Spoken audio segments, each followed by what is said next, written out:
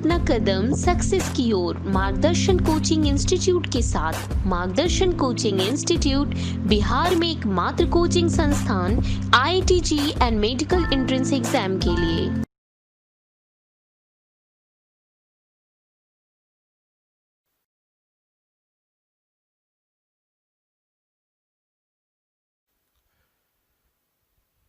Geometrical optics शुरू करेंगे हम लोग। ऑप्टिक्स के बेसिकली दो सेक्शंस हैं।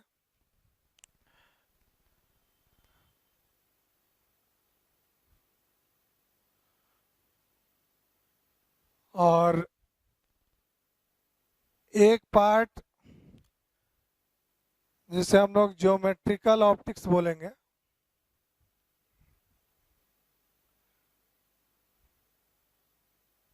या इसे रे ऑप्टिक्स भी बोलते हैं।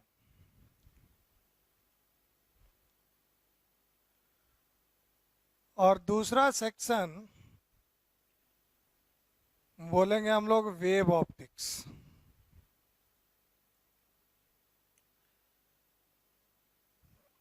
तो पहली बात तो ये ऑप्टिक्स बिल्कुल नया नहीं है आप लोगों के लिए। क्लास 10 लेवल पर भी ऑप्टिक्स ठीक ठाक पढ़ना है। Means plane mirror, spherical mirror का ऑब्जेक्ट इमेज, ये सारी बातें वहाँ क्लास 10 में भी देखनी है। क्लास 12 में भी ये पढ़ना है और डिटेल में पढ़ना है। बोर्ड पॉइंट ऑफ व्यू से भी ये इम्पोर्टेंट है और कॉम्पिटिटिव एग्जाम में भी क्वेश्चन इससे आते हैं ठीक ठाक। अब नेक्स्ट देखो, तो बेसिकली ऑप्टिक्स का ध्यान में आते ही बात आ जाती है लाइट की, और लाइट रे की, लाइट बीम की, या किसी मिरर या लेंस या प्रिज्म, इन सबों की बातचीत होगी इस चैप्टर में। लेकिन पहले हम लोग ये देखें कि लाइट जब कभी भी कहा जाता है तो एक कॉमन पर्सन के लिए लाइट क्या है, तो बल्ब जला, उससे रोशनी आ गई। रात में लाइट नहीं है, दिन के समय में सनलाइट आ रही है। तो एक कॉमन आदमी लाइट को इस तरीके से समझता है। लेकिन फिजिक्स में हम लोग उस लाइट की मदद से ही किसी ऑब्जेक्ट का इमेज बनता है कहीं पे, उसकी स्टडी इस चैप्टर में करेंगे। लेकिन पहले एक बात को समझिए, शुरुआत में ये कंफ्यूजन था कि लाइट जो हम लोग समझ रहे हैं वो लाइट किस नेचर का है। किस नेचर का मतलब, वो लाइट जब ट्रेवल कर रहा एक जगह से दूसरे जगह तक, तो वो पार्टिकल्स ट्रेवल कर रहे हैं, पार्टिकल के फॉर्म में है, या फिर लाइट वेव है। पार्टिकल और वेव का बेसिकली फर्क क्या समझ रहे हो? पार्टिकल जिसके पोजीशन टाइम को आप किसी डिफाइन कर सकते हो कि ये पार्टिकल इस टाइम में यहाँ पे है, अगले किसी टाइम में कहीं और होगा। मतलब पार्टिकल एक टाइम में एक ही पोजीशन ऑक्युपाई कर सकता है। लेकिन जब कभी भी वेव की बात होती है, जैसे मान लो मैं ही बोल रहा हूं और ये साउंड वेव जो है, इस साउंड को हम लोग वेव बोलते हैं। और इसमें है क्या कि साउंड को एक साथ कई लोग सुन सकते हैं। मतलब मैंने जो बोला वो एनर्जी पूरी डिस्ट्रीब्यूट हो रही है, और वही साउंड, वही डिस्टरबेंस एक साथ कई पर्सन सुन सकते हैं। तो फिजिक्स के अकॉर्डिंग हम लोग ये फर्क कर सकते हैं कि पार्टिकल क्या है। तो पार्टिकल का पोजीशन किसी पर्टिकुलर टाइम पे एक पोजीशन होगा, अगले टाइम पे किसी और पोजीशन पे हो सकता है। पोजीशन टाइम वेल डिफाइंड है। वेव एक ही टाइम में कई जगह पे वो हो सकता है। तो वेव की भी प्रॉपर्टी क्लास 11th में भी हम लोग पढ़े हैं, SHM और वेव का जो चैप्टर था। यहां पर हमें वेव ऑप्टिक्स मतलब लाइट वेव की भी बात करनी है। अब बात मैं कर रहा था कि लाइट रे भी है और वेव भी है, मतलब लाइट का पार्टिकल नेचर और वेव नेचर। तो शुरुआत में न्यूटन ने ये कहा, न्यूटन ने भी लाइट पे कुछ स्टडी किया और उन्होंने बताया कि कुछ एक्सपेरिमेंट के द्वारा कि लाइट का पार्टिकल नेचर है। और इस बात को न्यूटन कैसे समझाए कि सपोज लाइट रे, यहाँ पे लाइट बीम है, लाइट ट्रेवल कर रहा, और इसके रास्ते में कहीं पर एक, कह सकते हो कि कोई कार्डबोर्ड है जिसमें एक होल बना हुआ है, और उसके बाद इधर की तरफ एक स्क्रीन है।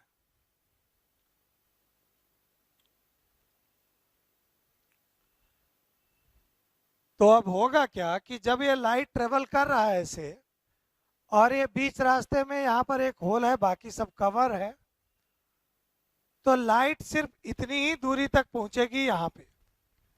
मतलब जैसा ये शेप होगा उसी शेप का यहाँ तक लाइट आएगा इस रीजन में, इधर लाइट नहीं आएगा।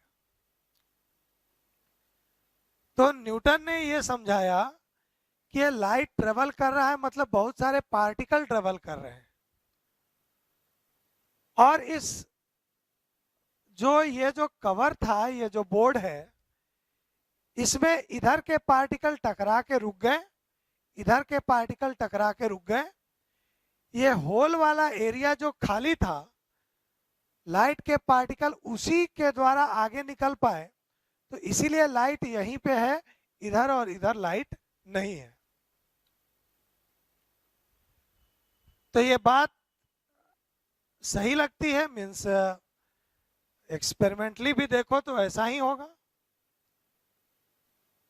लेकिन न्यूटन की इस बात को आगे चलकर कुछ साइंटिस्ट ने कहा कि यह लाइट भी वेव नेचर का है। वेव नेचर का है मतलब क्या? वेव नेचर अगर लाइट का है तो फिर उसे कैसे साबित करेंगे? तो हर किसी वेव का कुछ फंडामेंटल नेचर होता है। जैसे वेव इंटरफेरेंस की घटना शो करते हैं, डिफ्रैक्शन की घटना शो करते हैं, किसी सरफेस पे रिफ्लेक्ट करते हैं, मीडियम में जाने पर रिफ्रैक्ट करता है। ये सब वेव की फंडामेंटल प्रॉपर्टीज है। Interference, reflection, refraction, diffraction. एक और घटना है polarisation.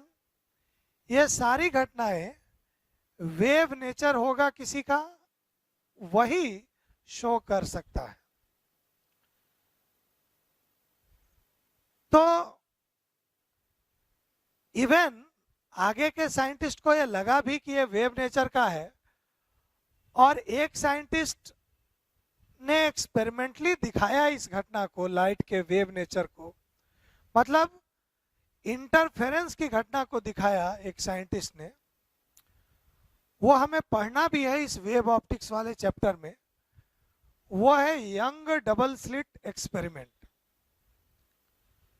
Young double slit experiment में हम लोग लाइट के इंटरफेरेंस नेचर को पढ़ेंगे। मतलब एक्सपेरिमेंटली ये साबित किया गया आगे चलकर कि लाइट तो वेव नेचर का है। तो ये बड़ा कॉन्ट्रडिक्शन था कि न्यूटन ने कहा पार्टिकल नेचर का, लेकिन बाद में ये साबित हुआ एक्सपेरिमेंटली कि लाइट वेव नेचर का है, क्योंकि लाइट इंटरफेरेंस की घटना दिखा रहा है। अब ऐसे में कोई भी घटना अगर एक्सपेरिमेंटली दिखाई जाती है तो एक्सपेरिमेंट को तो कोई गलत कह ही नहीं सकता। मीन्स अगर फिजिक्स की कोई भी थ्योरी लगाकर और मैं बोलूं को देखो ये मार्कर छोड़ने पर अर्थ के नीचे नहीं जाएगा, ऊपर जाएगा, ऐसे ही कोई मैंने हाइपोथेटिकल थ्योरी बना दिया और एक्सपेरिमेंटली जब इसे ड्रॉप किया तो ये नीचे गया, तो सही यही होगा कि ये बॉडी जो है नीचे जाती है छोड़ने के बाद। तो थ्योरेटिकली कोई बात कही जाए, लेकिन जो एक्सपेरिमेंटली नजर आता है वही बात सही होती है। तो इस तरीके से वेव नेचर को, लाइट के वेव नेचर को सही माना गया, क्योंकि लाइट एक्सपेरिमेंटली इंटरफेरेंस की घटना शो कर रहा था। अब यह था कि जब जो एक्सपेरिमेंटली शो किया जा रहा था उसे माना गया, मतलब सभी लोगों ने लाइट के इंटरफेरेंस के नेचर को या वेव के नेचर को एक्सेप्ट कर लिया, और ये एक्सेप्टेंस चलता रहा। इसको और स्ट्रांगली सपोर्ट मिला एक साइंटिस्ट मैक्सवेल के द्वारा। मैक्सवेल ने फाइनली इस लाइट के बारे में इन डिटेल बात की, उसके वेव नेचर के बारे में, कि लाइट इलेक्ट्रोमैग्नेटिक वेव है। Light is an electromagnetic wave. और इस तरीके से यह समझा जाने लगा कि अब तो लाइट के बारे में सब कुछ पता है। लाइट एक्सपेरिमेंटली इंटरफेरेंस शो करता है, मतलब लाइट वेव नेचर का है। लाइट किस वेव, कैसा वेव है, तो ये इलेक्ट्रोमैग्नेटिक वेव है। लेकिन ये वेव की थ्योरी भी कुछ दिनों के बाद कह सकते हो कि विवादों में आ गया, जब आइंस्टीन ने फोटो इलेक्ट्रिक एक्सपेरिमेंट को एक्सप्लेन करते समय ये बताया कि ये फोटो इलेक्ट्रिक इफेक्ट की घटना लाइट के द्वारा शो की जाती है, और ये घटना ये साबित करती है कि लाइट पार्टिकल नेचर का है।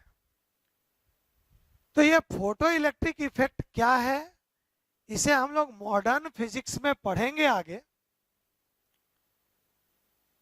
लेकिन अभी ये जानकारी है हम लोगों के पास कि जहां न्यूटन से बात शुरू हुई थी, न्यूटन ने कहा particle nature, young double slit experiment के द्वारा साबित हुआ वेव नेचर, मैक्सवेल ने उस वेव नेचर के बारे में डिटेल से डिस्कस कर दिया कि ये कैसा वेव है,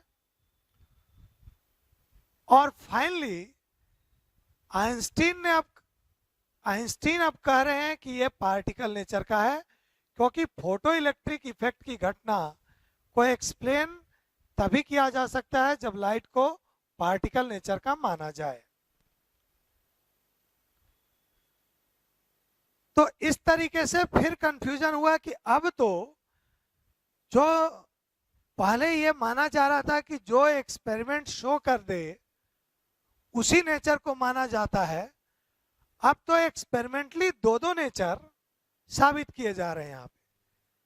मतलब एक एक्सपेरिमेंट जो यंग डबल स्लिट एक्सपेरिमेंट है, वो young double slit experiment light के वेव नेचर को शो कर रहा, तो आइंस्टीन के द्वारा बताया गया फोटो इलेक्ट्रिक इफेक्ट का एक्सपेरिमेंट पार्टिकल नेचर को शो कर रहा है।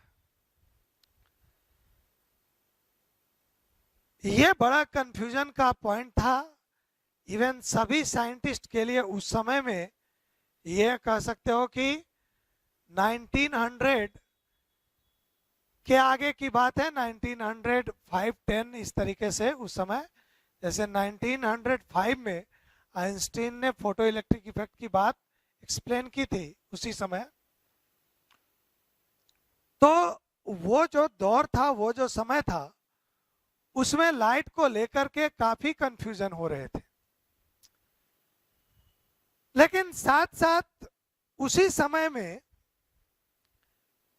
कह सकते हो कि एटम पे भी, एटम और एटम क्या है, किन कंस्टिट्यूएंट से मिलकर बना हुआ है एटम, ये सारी बातें भी बहुत तेजी से डिस्कवर किए जा रहे थे।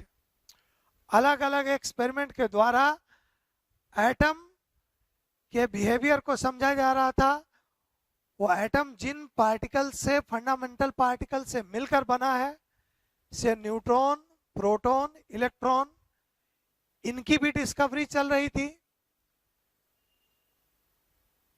तो उसी समय एक साइंटिस्ट डी ब्रॉगली के द्वारा, डी ब्रॉय बोल सकते हो या डी ब्रॉगली स्पेलिंग जो है,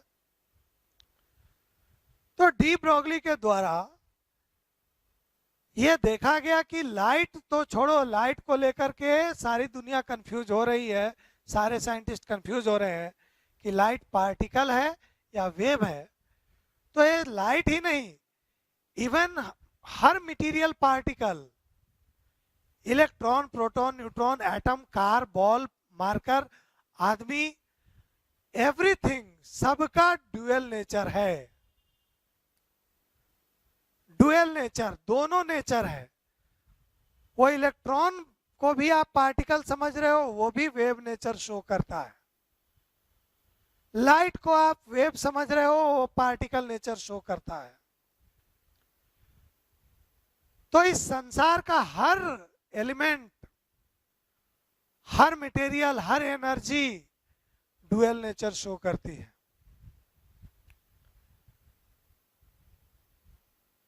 लेकिन फिर अब किस नेचर को माना जाए? तो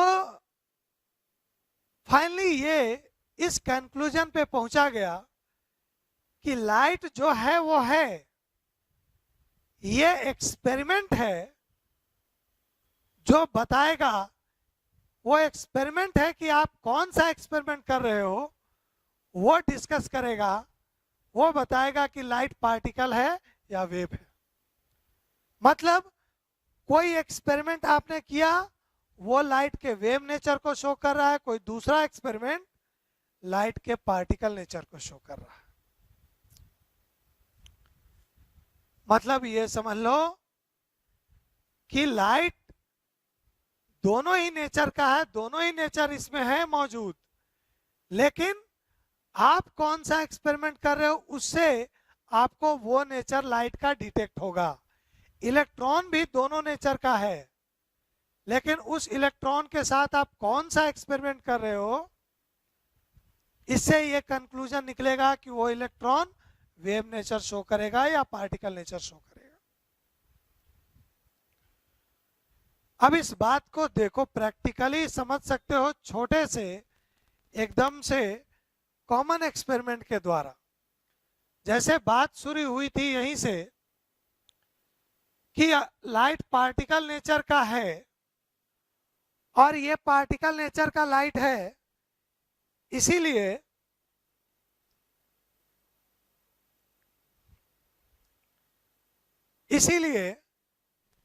इधर के पार्टिकल टक्कर करके रुक गए और यहाँ के पार्टिकल पास कर गए, इसलिए यहीं पे लाइट अपीयर हो रहा है।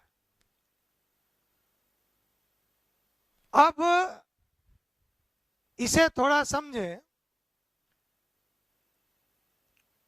कि इस होल को के साइज को थोड़ा छोटा किया जाए, तो ये जो लाइट का स्पॉट था जो इतना बड़ा था, ये स्पॉट भी छोटा होगा, और छोटा किया जाए और छोटा होगा, और छोटा किया जाए और छोटा होगा। मतलब जिस होल से लाइट पास कर रहा था उस होल के साइज को छोटा करोगे तो उसका जो शैडो बन रहा है, या बोलो तो वहां पे जो लाइट पास करके जो लाइट स्पॉट बन रहा है, वो स्पॉट भी छोटा होगा। लेकिन इस होल को छोटा करते करते इतना छोटा कर दो, इतना छोटा कर दो कि ये होल का साइज इस लाइट के वेवलेंथ के साइज के लगभग बराबर हो जाए, उसी के कंपैरिजन में आ जाए। लाइट का वेवलेंथ जैसे अगर हम लोग विजिबल लाइट की बात करें तो रेड लाइट का वेवलेंथ अप्रोक्सीमेटली 7000 एंगस्ट्रम है। तो इस ऑर्डर का मतलब ये कह सकते हो कि ये होल का साइज अगर माइक्रोमीटर के ऑर्डर का ला दिया जाए तो वहां पे देखोगे क्या कि ये जो यहाँ पे स्पॉट का साइज जो छोटा हो रहा था वो स्पॉट का साइज बड़ा होने लगा।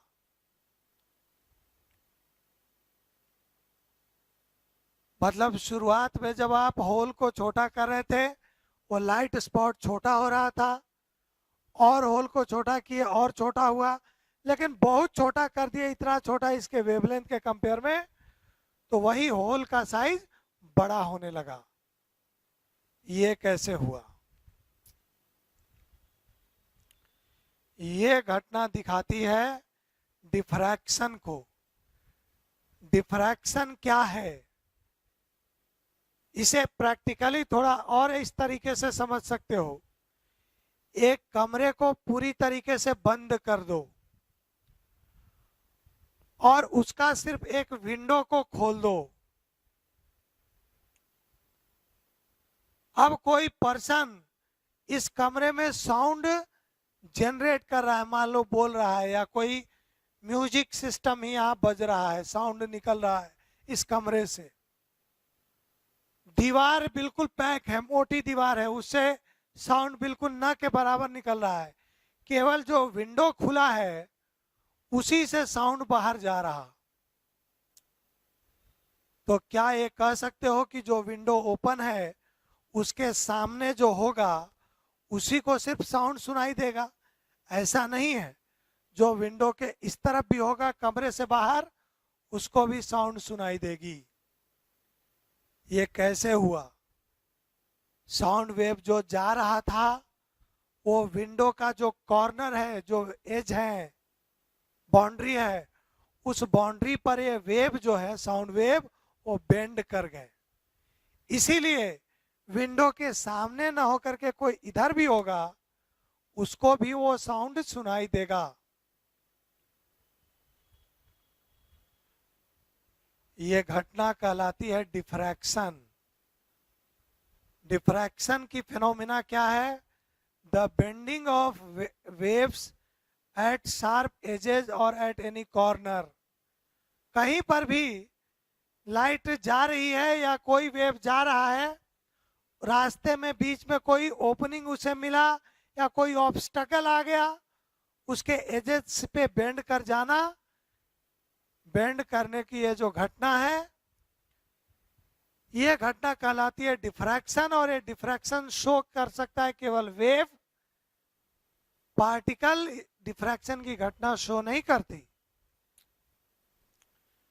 तो लाइट जो इस तरीके से अपने जो ओपनिंग था उसके अलावा ये बोल सकते हो ये लाइट का इनकोरेजमेंट है, इधर उधर कब्जा कर लिया लाइट ने। ये घटना है डिफ्रैक्शन की।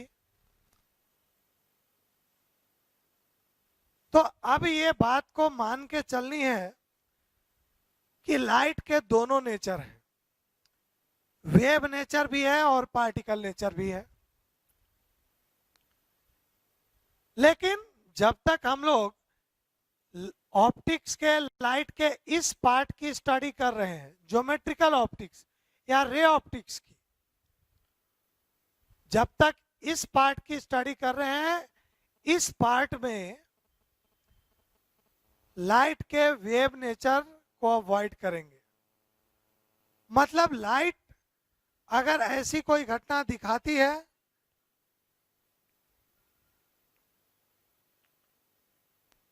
इंटरफेरेंस की, डिफ्रैक्शन की, इन घटनाओं को हम लोग इस चैप्टर में इग्नोर करेंगे। और वो इग्नोर कैसे किया जा सकता है?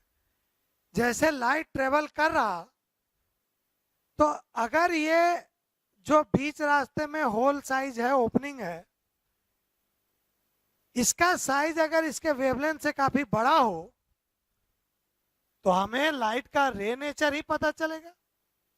वेव नेचर देखने के लिए इस ओपनिंग के साइज को इसके वेवलेंथ का ऑर्डर का लाना होगा। तो इसीलिए इस चैप्टर में, ज्योमेट्रिकल ऑप्टिक्स वाले चैप्टर में, इस पार्ट में, लाइट जब ट्रेवल कर रही होगी तो उसके रास्ते में कोई सामने में लेंस रख दे, कोई मिरर रख दे, कोई प्रिज्म रख दे, तो उन ऑब्जेक्ट का साइज लाइट के वेवलेंथ से काफी बड़ा वैसे भी होता है और रहेगा भी, ताकि लाइट का हम लोग पार्टिकल नेचर या बोलो तो रे नेचर को स्टडी करेंगे। तो ये कुछ फंडामेंटल इंफॉर्मेशन थी। अब हम लोग यहां से बात सिंपली ज्योमेट्रिकल ऑप्टिक्स की करेंगे या रे ऑप्टिक्स की करेंगे। पहले इस सेक्शन को कवर करेंगे, फिर इस वेव ऑप्टिक्स वाले पार्ट में आएंगे।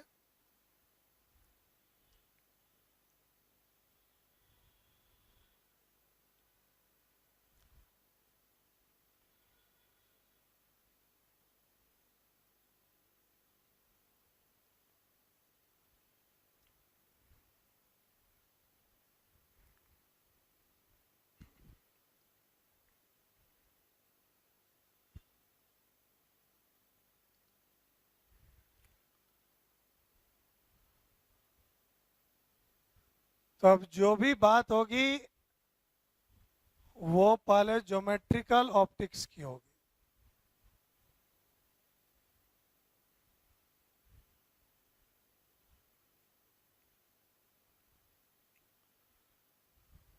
और इसमें सबसे पहले अगर बात करें हम लोग, तो जो जब कहीं भी कहा जाए लाइट रे, तो लाइट रे है क्या?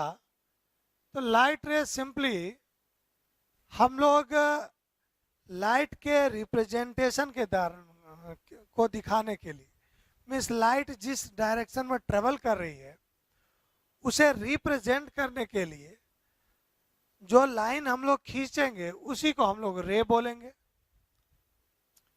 तो ऐसा कह सकते हो that it is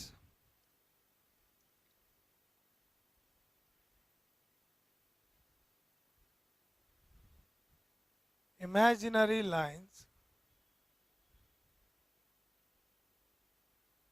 drawn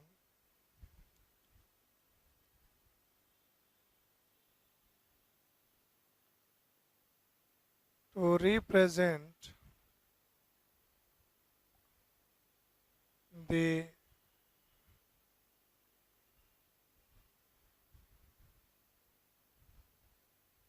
direction of propagation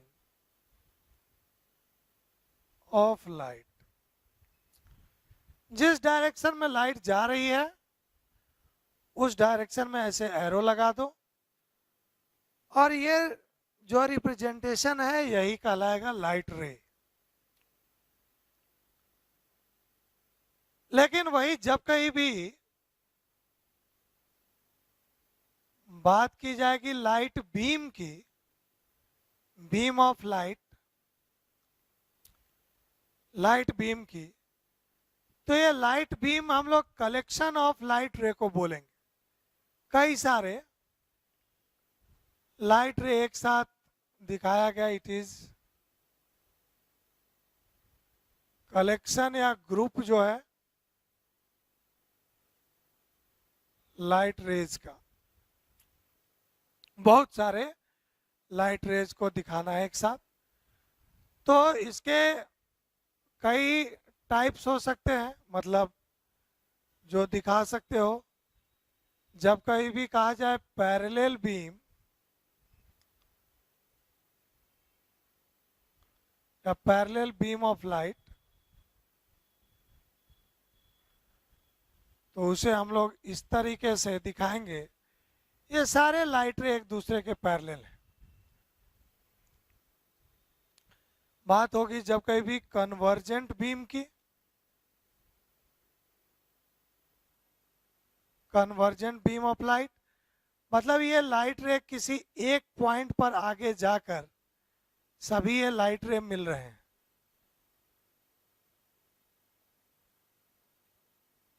और जब कहीं भी डाइवर्जेंट बीम कहा जाए,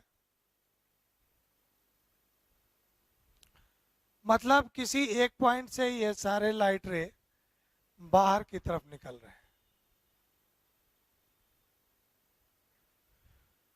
तो ये कुछ टर्म्स हैं जिनको यूज किया जाएगा आगे। और पैरेलल बीम कहा गया मतलब कि आपको ये सारे स्ट्रेट लाइन में लाइट जा रही हैं। कन्वर्जेंट बीम बोला गया तो ये लाइट रे कहीं पे मिल रहे हैं, डाइवर्जेंट मतलब फैल रहा है। इन बीम लाइट बीम में एक खासियत भी है कि अगर पैरेलल बीम ऑफ लाइट है तो पैरेलल बीम ऑफ लाइट की इंटेंसिटी डिस्टेंस के साथ चेंज नहीं होती। इंटेंसिटी का सीधा मतलब कि जैसे प्रैक्टिकली समझो तो आप किसी बल्ब से दूर रहते हैं तो आप किसी चीज को पढ़ने की कोशिश करो, आपको कम दिखाई देता है। वही आप बल्ब के पास जाते हो तो लाइट ज्यादा मिलती है। तो उसी सरफेस एरिया में जब आप लाइट से दूर हैं तो लाइट कम मिल रही है उसी एरिया में, नजदीक है सोर्स के तो लाइट ज्यादा पड़ रही है, मतलब वहां पे इंटेंसिटी ज्यादा है। इंटेंसिटी क्या कहलाता है? Energy incident per unit time per unit area. तो अगर कोई पैरेलल बीम है तो हर जगह इंटेंसिटी एक जैसी रहेगी। कन्वर्जेंट बीम है तो जैसे जैसे इस रे के डायरेक्शन में जाओगे इंटेंसिटी बढ़ेगी, और डाइवर्जेंट बीम में आगे जाने पर इंटेंसिटी घटेगी। तो ये तो कुछ इंफॉर्मेशन है लाइट बीम के बारे में। अब देखिए ये ऑप्टिक्स या ज्योमेट्रिकल ऑप्टिक्स, खास करके ये पूरी ज्योमेट्रिकल ऑप्टिक्स कह सकते हो कि दो फंडामेंटल लॉ पर बेस्ड है। इन दोनों लॉज को आप क्लास 10 में भी पढ़े होंगे। एक है लॉ ऑफ रिफ्लेक्शन और दूसरा है लॉ ऑफ रिफ्रैक्शन। मतलब एक जैसे किसी मिरर पे लाइट इंसिडेंट हुई, रिफ्लेक्ट होकर के आई, तो ये रिफ्लेक्शन की घटना कुछ खास नियम के आधार पे होती है। उसी तरीके से लाइट जब एक मीडियम से दूसरे मीडियम में जाता है तो वो अपने लाइन से, अपने रास्ते से बेंड कर जाता है। इसे हम लोग बोलते हैं लॉ ऑफ रिफ्लेक्शन। तो ये लॉ ऑफ रिफ्रैक्शन। तो ये रिफ्रैक्शन और रिफ्लेक्शन ये दो मेजर लॉ हैं जिन पर पूरी ऑप्टिक्स, ज्योमेट्रिकल ऑप्टिक्स की बात होगी। और इन्हीं लॉज के बेस पर अलग अलग डिफरेंट जो ऑप्टिकल एलिमेंट हम लोग लेंगे, जैसे बात होगी प्लेन मिरर की, बात होगी आगे स्फेरिकल मिरर की, ये सिंबॉलिक फॉर्म है स्फेरिकल मिरर का, प्लेन मिरर का। बात होगी लेंस की, बात होगी प्रिज्म की। तो ये सारे जो ऑप्टिकल इंस्ट्रूमेंट इन्हें कह सकते हो एक तरीके से, ऑप्टिकल डिवाइसेस जो हैं, ये सभी डिवाइस किसी ऑब्जेक्ट का इमेज फॉर्म करते हैं। तो पूरे ज्योमेट्रिकल ऑप्टिक्स चैप्टर में शुरू से लेकर लास्ट तक हम लोग इन्हीं के द्वारा ऑब्जेक्ट और उसके इमेज की बात करेंगे। मीन्स मिरर के सामने कोई ऑब्जेक्ट रखा जाए तो उसका इमेज कहाँ बनेगा, कितनी दूरी पे बनेगा। वैसा ही इसके साथ, इसके साथ, इसके साथ भी, हालांकि इस प्रिज्म का एक और बिहेवियर है डिस्पर्सन का, तो उसे हम लोग सेपरेट तरीके से अलग से पढ़ेंगे। लेकिन सारी घटनाएं जो है, हर एलिमेंट के द्वारा जो ऑब्जेक्ट का इमेज बन रहा है, वो सब कुछ लाइट के द्वारा जो रिफ्लेक्शन और रिफ्रैक्शन की घटना है, उनसे, उनके हेल्प से एक्सप्लेन किया जा सकता है। तो पहले बात शुरू होगी लॉ ऑफ रिफ्लेक्शन की, और रिफ्लेक्शन लॉ को पढ़ने के बाद रिफ्लेक्शन से रिलेटेड जो ऑप्टिकल डिवाइसेस हैं, जैसे मिरर की बात हो जाएगी, उसके बाद रिफ्रैक्शन की बात होगी,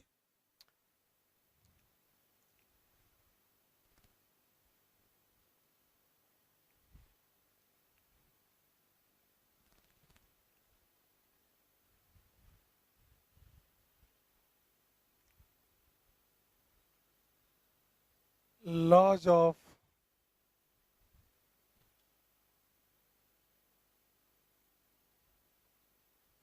रिफ्लेक्शन।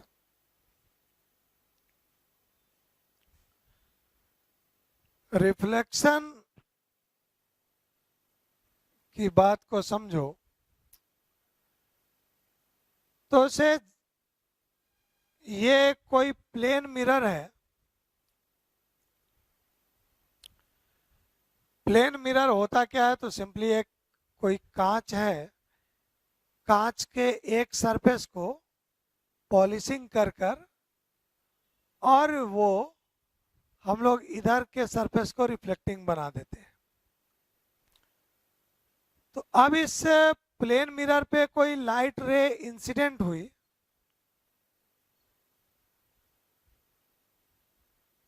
इसे हम लोग बोलेंगे इंसिडेंट रे।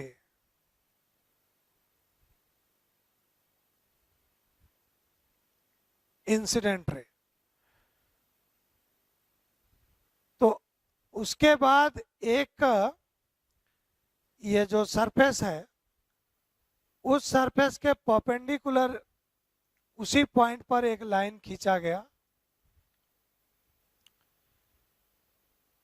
इसे हम लोग बोलेंगे नॉर्मल, जो परपेंडिकुलर है। और अब ये लाइट जो इंसिडेंट हुई वो इस प्लेन मिरर से टकरा करके रिफ्लेक्ट होगी और इसे रिफ्लेक्टेड रे बोलेंगे।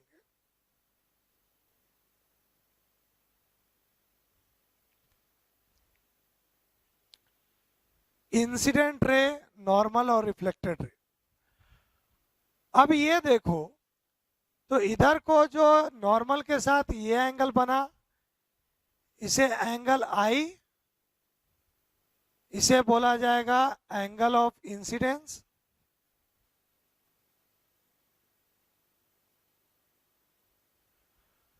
और इसी नॉर्मल के साथ जो ये एंगल बना रिफ्लेक्टेड रे का, इसे आर से डिनोट करेंगे और इसे कहेंगे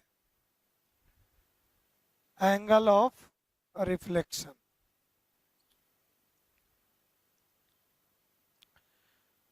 तो ये बातें आप लोग क्लास 10 लेवल पर भी सुने होंगे, लेकिन आगे की जो भी है, जो स्टडी करना है, उसके लिए ये लॉ को जानना जरूरी है। तो इसलिए इसकी चर्चा हो रही है। अब ये लॉ ऑफ रिफ्लेक्शन क्या कहता है, तो ये दो पार्ट में, जो इसका फर्स्ट पार्ट है, फर्स्ट लॉ,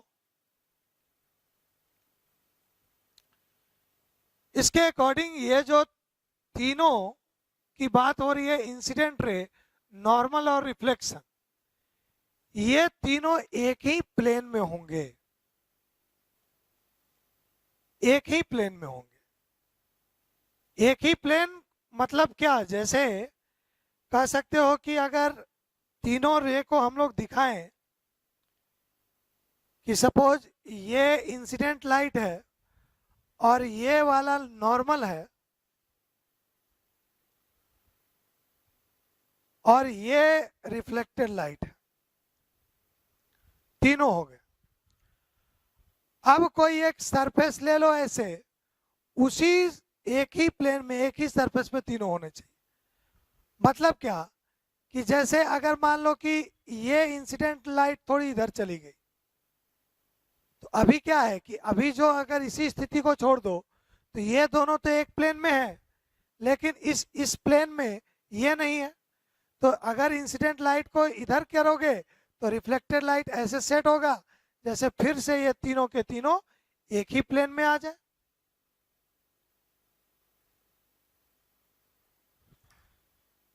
तो फर्स्ट लॉ ये कहता है that incident light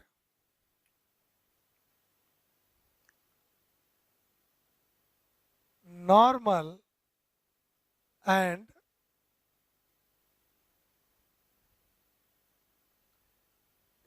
incident ray बोल सकते हो इसे, reflected ray, all three lie in a common plane। एक ही प्लेन में तीनों रहेंगे। सेकेंड लॉ क्या कहता है,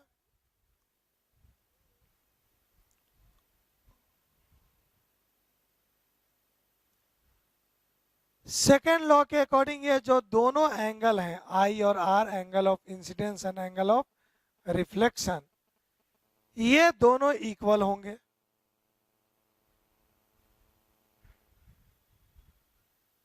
angle of incidence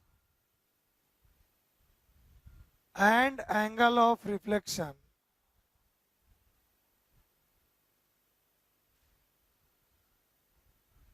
are equal, ये दोनों ही इक्वल होंगे।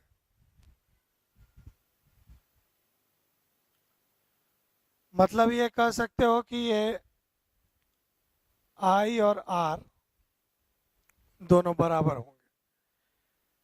तो बहुत सिंपल सी बात कही गई लॉ ऑफ रिफ्लेक्शन में, और इसे एक्सपेरिमेंटली भी देखा जा सकता है।